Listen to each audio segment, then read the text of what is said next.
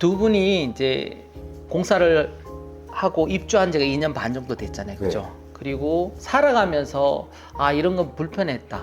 아, 이런 건 굉장히 좋았다. 라는 것들 하고 그다음에 공사를 준비하는 분들한테 좋은 팁을 좀 알려주시면 좋을 것 같아요. 처음 인테리어를 결심하셨을 때 가장 먼저 든 고민은 뭐였는지. 아무래도 예산이죠. 그죠? 예, 왜냐하면 이 인테리어라는 게 저희가 처음 알아봤을 때 대체 내가 가진 예산을 가지고 얼마만큼 할 수 있을까 그래갖고 되게 어려웠어요. 그래서 내가 바라는 꿈은 저 TV에 나오는 모습, 잡지에 나오는 모습, 카페에 되게 자랑스럽게 올라와 있는 그림들인데 비용 받아보면은 이게 너무 천차만별이에요. 맞아요. 그러면 내가 생각하고는 이 인테리어를 구성하는데 도대체 돈이 얼마 들 것인가, 이게 제일 어려워요 사실. 그러면은 이제 준비하시는 분들이 네. 여러 업체 다닐 때 네. 가서 어떤 걸 보고 어떤 질문을 하고 어떤 것 기준으로 업체를 선별해야 되는지 그런 것도 한번 얘기해 주시면 좋을 것 같아요. 업체라 하면 제가 봤을 때는 크게 두 가지로 나누는데, 하나는 동네에 있는 인테리어 업체, 그리고 또 하나는 약간 디자인이 들어가 있는 전문 업체. 그러니까 홍해는 후자에 해당이 되는 거였죠. 전자 같은 경우에는 사실 선택권이 별로 없어요. 아, 평수에 따라서 대충 얼마, 뭐 사시하실 거냐 말 거냐, 그러니까 이런 옵션 정도만 들어갔고, 그분들이 요구하는 건 대부분 다 정해져 있어요. 뭐 상판 같은 경우에는 일반적으로 쓰는 그 칸스톤 정도, 아 주방 상판을 주방 얘기하시는. 상판 뭐 이렇게 정해 있고, 무조건 벽지에 바닥은 강마루든 원목도 적은 거, 이렇게 대부분 업자들이 대부분 정해져 있어요. 이 스틸 자체가. 그거는 사실은 좀 기존의 아파트를 약간 개보수하는 정도 수준으로 받아들여서 선택권이 별로 없다 보니까 좀 제외시켰고요. 네. 후자로 갔을 때 만났던 이제 디자인이 들어가는 업체들은 꽤 많이 있죠. 몇 군데 정도 다니셨죠? 저희가 5군데 정도 간 것 같아요. 예, 알아본 거는 더 많이 알아봤는데 실제 견적도 그냥 안 줘요. 그런 업체들은 전화도 다 안 되고 또 미팅을 해야 돼 무조건. 아, 네네. 네, 미팅을 하면 가장 먼저 물어보는 게 쉬운 것도 예산이 얼마입니까? 어, 그쪽에서 뭐 얘기할 수는 별로 없고 원하는 게 얘기해 보시라고 얘기하면 거기 맞춰서 견적을 주셨거든요. 아, 근데 그때 되게 어렸던 게 저희가 아는 게 없는데 우리 뭘 얘기해 줘야 되지? 아, 그러면서 공부하기 시작했어요. 그래서 많이 알아보고 난 다음에 마감재 원하는 것들, 그리고 구조 원하는 것들, 이런 거 얘기를 하면서 견적을 좀 더 디테일하게 받기 시작했고. 공부를 하셨다는데 어디서 이렇게 주로 카페죠. 세린 마이홈이라는 네, 카페하고. 거기 가면은 주로 다이로 네. 인테리어하시는 분 많으니까 거기 가면 그런 용어도 쓰고, 뭐 마루 종류 딱 나오고, 아, 뭐 페인트 왜 비싼지, 아, 네네. 뭐 이런 거 보면서 그러면서 오래 걸렸죠 사실은. 그러면은 이제 많이 다녀보셨고 이제 상담을 해보셨잖아요. 네. 만약에 내가 다시 그때로 돌아간다면 네. 어떤 쪽으로 업체를 이렇게 찾아가고 내가 가서 어떤 질문을 하고 어떤 기준으로 선택하실 것 같아요? 저희 대화를 가장 잘 들어주는 데를 선택을 하겠죠. 왜냐면 이게 업체가 저희 기준에 맞춰서 하시는 업체가 있고요. 그쪽 업체의 기준이 또 있는 업체들이 있더라고요. 이 인테리어 하신 분들이 왜 좀 더 뭔가 하시면 여기에 2배까지 들 수도 있고 안 될 수도 있다는 얘기를 이제는 이해했어요. 아, 자, 이 집은 이렇게 해서 이렇게 나왔어요. 이 집은 이렇게 해서 비싸게 들었어요. 이런 사례들을 많이 응. 보여주시면서. 그러면 저희가 이해하기 쉬웠을 텐데, 정리를 하자면 일단은 동네 업체든 디자인 업체든 고객분들의 얘기를 많이 들어주고 그 얘기에 맞게끔 금액이 얼마 정도 나오고 이런 결과물이 나옵니다라는 포트폴리오를 보내주는 업체를 찾아가고 선택하는 게 가장 좋다. 이렇게 얘기하시는 거라고 생각하면 되는 거죠. 저희가 걱정 포인트 또 하나 있는 게 뭐냐면은, 물론 보여준 대로 시공을 해요. 근데 시공력이 떨어지는 업체들이 있잖아요. 하자부서가 많이 발생하는 업체. 제가 그 세린 카페를 한 데 보면서 많이 사람들이 힘들었던 게 그거였어요. 그러니까 시공력이 떨어져서 집에 문제 생기면은 다시 뜯고 해야 되는데 이거를 그냥 덮어버리는 식으로. 예를 들어서 시멘트 발라놓으면 안에 어떻게 되는지 모르잖아요 솔직히. 네네. 이런 시공 능력이나 마감력이 떨어진 업체를 싸다는 이유만으로 이렇게 해줄게요 했는데 겉은 계속 보이는데 안에 나중에 1년 살다 보니까 뭐 물이 샌다든가 문을 열어야 되는데 이 경첩이 제대로 안 들어가 있는 경우도 있고, 그래서 저는 가격도 중요한데 사실 시공 능력도 되게 중요하게 봤었어요. 그걸 어떻게 볼 수 있을까요? 그거는 이제 포트폴리오, 그 업체가 그동안 해왔던 것들, 그리고 그 업체 대표가 뭘 중요하게 생각하는지 저는 그래서 시공팀을 데리고 있냐 아니면 외주를 쓰시냐라고 먼저 물어봤었어요. 네. 네, 일반적으로 동네에 있는 데는 사장님 혼자 장사를 하시고 그때 이제 불러 쓰시는 분들이 많다 보니 책임은 사장님인데 사장님 시공하시는 건 아니잖아요. 근데 홍해는 좀 다른 거는 일단 여기 담당자가 담당 소장님. 소장님이 계시고 그 소장님 현장에서 지휘하시고 그거를 소장님이 책임져주고 봐주신다는 거 이게 가장 컸었어요 사실. 그러니까 시공 능력은 제가 봤을 때는 인테리어 하신 분들이 가장 주의할 점 중에 하나 같아요. 아무리 그 예산에 다 해준다 하더라도 이거 나중에 문제 터졌을 때 맞아요. 이거 잠 못 잔다는 사람 되게 많이 봤었어요 사실. 여기도 사실은 주방 옮겼죠. 그렇죠. 세탁기 옮겼죠. 교관도 화장실도 갔거든요. 다 조정하고 전정도 다 뜯고 배관도 했는데 공사하면서 어떤 마음이셨어요? 불안했죠 당연히. 불안해요 계속. 불안한데 그 불안함은 시공하는 과정을 지켜보면서 이게 해소가 되는 것 같아요. 아, 인테리어를 준비하는 분이 공사 전, 중, 후 이렇게 쭉 체킹해야 되거나 꼭 공부해야 되거나 좀 알아야 되는 것들이 좀 있을까요?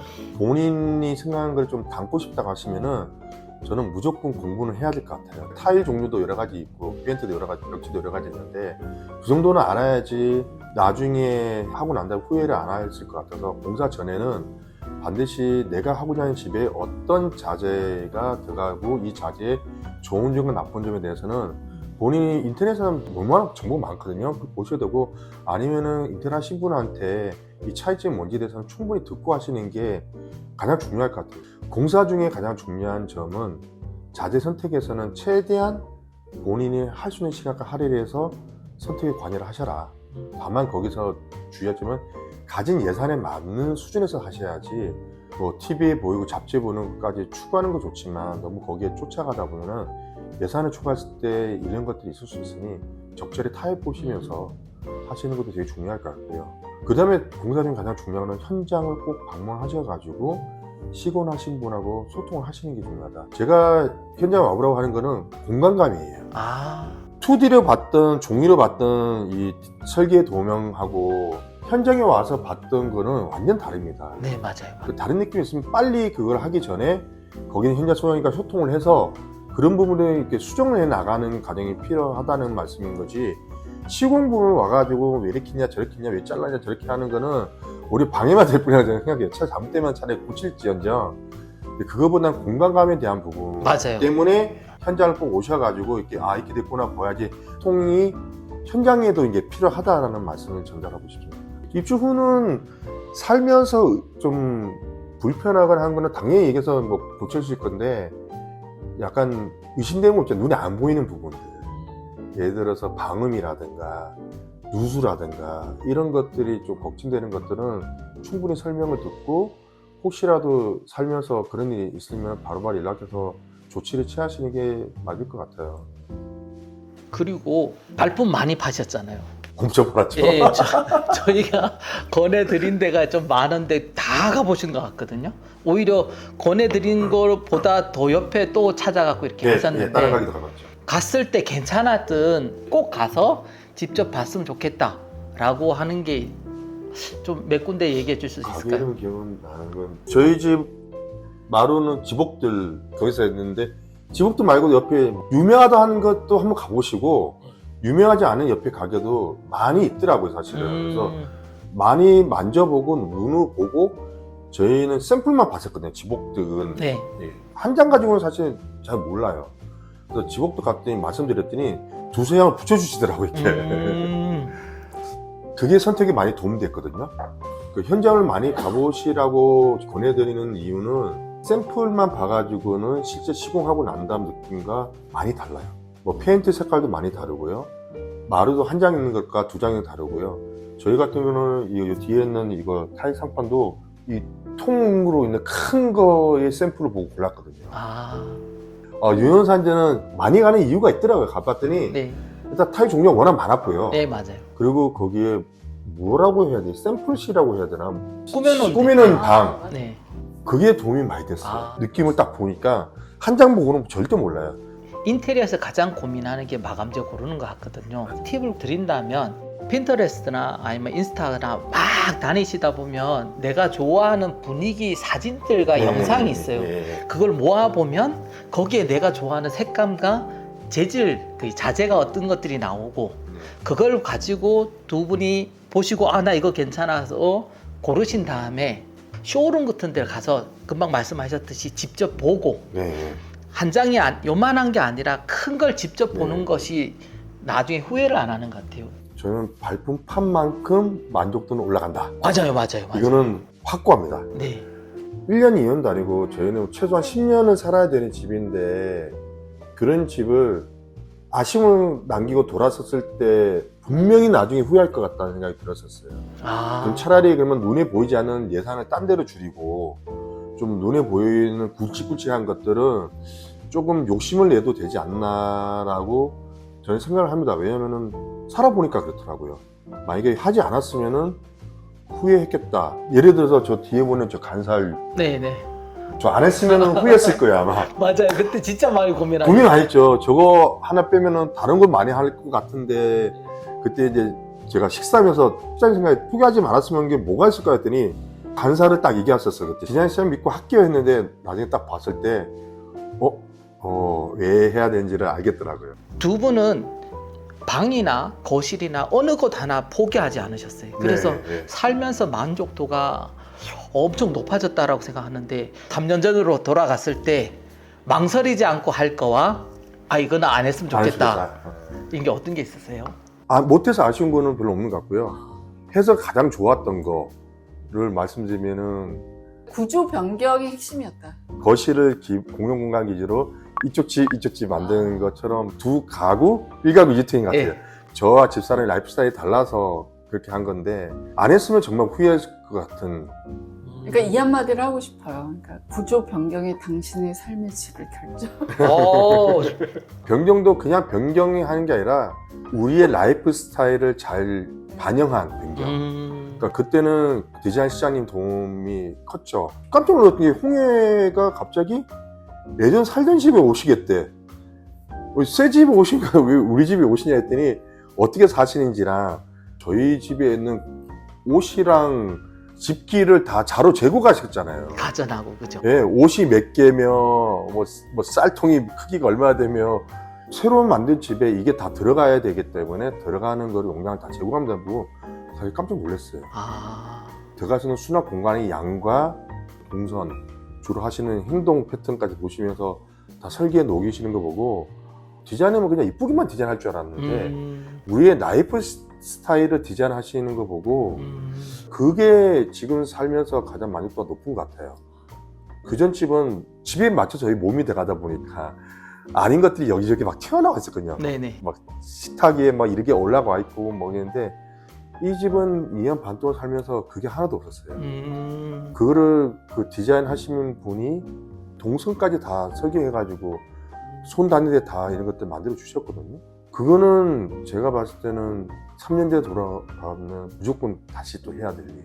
홍이는 미팅할 때 우리 저희의 삶에 대해서 먼저 얘기해 주셨고 그 삶이 이 집에 녹아져 있어야 된다라고 하셔가지고 맡기면은 우리가 사는 이 집에 행복할 수 있겠다라는 게 있었는데 그게 그때 당시에 가장 잘한 선택인 것 같아요. 3년 거의 가까이 살아보니까 그게 딱 맞아요. 집이 지저분해질 일이 없어요. 다들 저희 집 놀러 오신 분은 청소 많이 했겠네? 솔직히 별로 청소 안 해요, 저희. 그냥 사는 모습 그대로 보여줘요. 뭐. 있는 뭐 쓰레기나 좀 집어넣지. 저는 이제 물건을 버려야 되는 기준이 있는데 2년 동안 어디 공간에 들어가서 햇빛을 안 보는 애가 있다. 얘는 버리는 애. 그 말씀 듣고 저희는 이사할 때 그 기준에 다 버렸습니다. 그래요? 소파에서 샀어요. 와이프가 소파들 많이 쌓았어요. 저는 가져가고 싶은 거 아까워서. 네네. 저는 절대 안 된다. 알겠다 포기해가지고 이 집에 맞는 가구를 이제 새로 세팅을 했죠. 그러고 난 다음에 다른 이제 홍이에서 하셨던 인테리어 사진 중에 제 눈에 거슬렸던 게 소파였어요. 맞아요. 집은 하얀데 갑자기 뜬금없이 브라운색 소파가 있다든가 딱 보면서 그때 알았죠. 저거는 예전 집에 가져온 거다. 절대 이 집에 맞춰서 한 거 아니다. 확신이 가졌던 게 그때였거든요. 그때 그걸 제가 집사람 얘기 잘 듣고 좀 심지어 뭐 건조기도 새로 샀는데 나눔 다 하고 올 때는 정말 못 만났어요. 저도 이제 물건을 좀 버리는 걸 별로 좋아하는 스타일, 막 버리는 스타일 아니거든요. 정이 들고 집착 이런 게 있는데 그거를 좀 포기하면은 일단 자기보다는 집사람하고의 관계가 훨씬 좋아질 거예요. 네. 인테리어 하면서 저희도 싸우기도 했어요. 그런데 결국에는 그런 것도 잘 합의 봐가지고 양보해주고 해서 훨씬 더 좋은 결과가 나왔다는 거는 좋은 것 같습니다. 저는 두 분이 많이 싸워야 된다라고 생각해요. 인테리어 할 때는 특히. 왜냐하면 자기 중심적이기 때문에 많이 싸우고 부딪히다 보면 합의점에서 그것이 가장 최적이 되기 때문에 나중에 삶에 영향을 미치거든요. 후회되는 거 있어요. 뭐? 어떤 거예요? 다른 집 그 인테리어 하는 걸 보면서 이제 이 사람이 가장 첫 번째로 고려했던 게 강아지 목욕시키는 공간이었대. 아, 근데 맞다. 저희가 그 생각을 못하고 저희가 그걸 놓쳤어요. 강아지에 대한 배려가 없었어요. 그러니까 제 예전에 욕조에서 했었거든요. 근데 저 벽으로 막아버렸잖아요. 누구 때문에. 근데 이제 그게 뚫려 있었으면은 좀 그래도 이렇게 해가지고 교만감 있게 목욕시킬 그 텐데 안에서 이제 시킬 수가 있었을 텐데 지금 그걸 못하게 돼서 이제 혼자 다 뒤집어. 그래서 제가 뒤져서 제가 개 욕조 거기- 요만한 거 사가지고 제가 목욕시키고 있습니다. 아마 또롱이에 대한 생각들을 같이 좀 더 했으면 네, 만들었을 그랬으면- 충분히 만들 수 있었을 텐데 네, 아쉽네요. 그거는 좀 속상하고 좀 미안하기도 해요.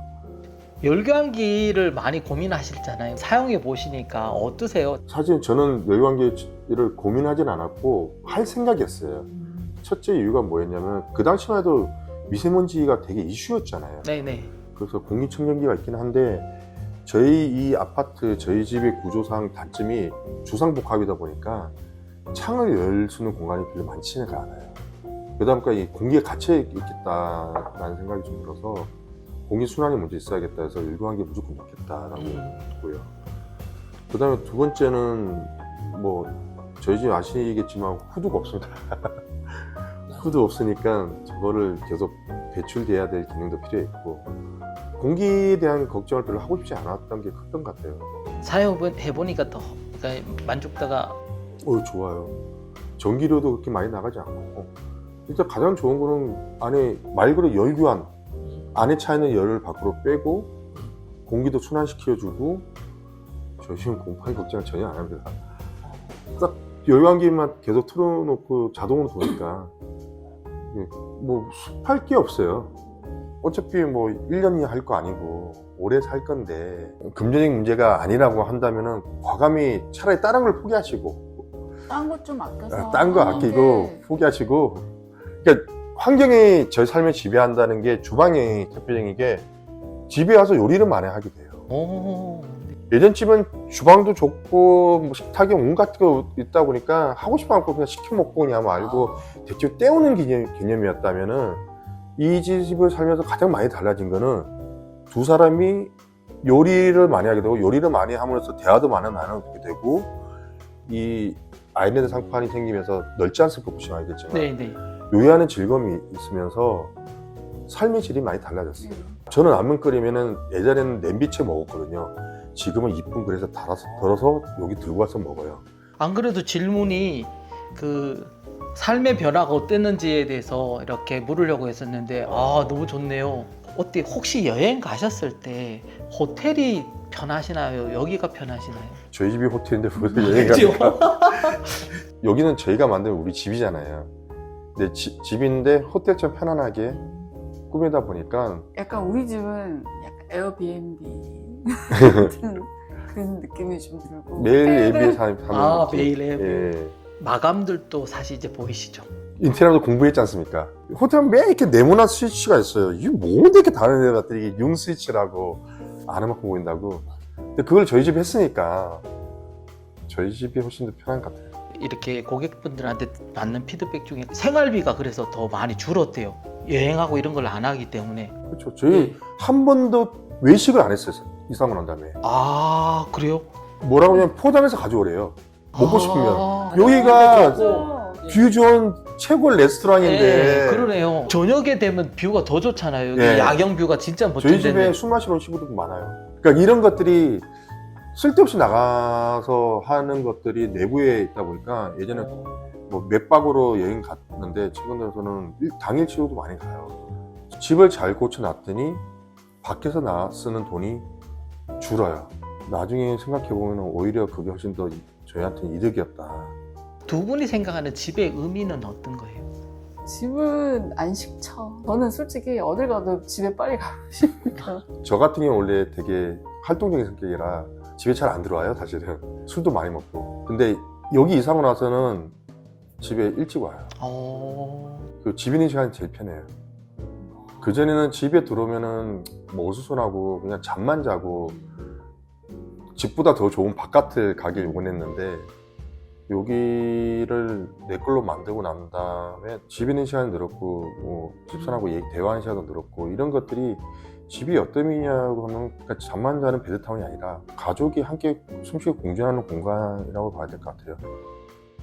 그리고 요 또롱이가 예, 너무 많이 양면이죠. 변했어요. 이 이유가 예전 집에는 저희 둘만 두고 외부인 초대 잘 안 했는데 여기 이사하고 나서 이 집에 뭐 3번 왔다 가는 친구도 있고 많이 들어요. 많이들 왔다 갔다 했어요. 그러면서 이 친구도 이 집은 우리만 있는 게 아니라 누구도 오는구나라고 알았는지 되게 조용해졌어요. 정말 네. 자잖아요 지금. 깜짝 놀랐어요. 얘한테 괜히 스트레스 줄까봐 그게 좀 했는데 너무 좋은 것 같아요. 외부인 경기가 예. 심했는데 지금은 많이 달라졌어요. 그래도 뭐. 여기가 좋은가 봐야지.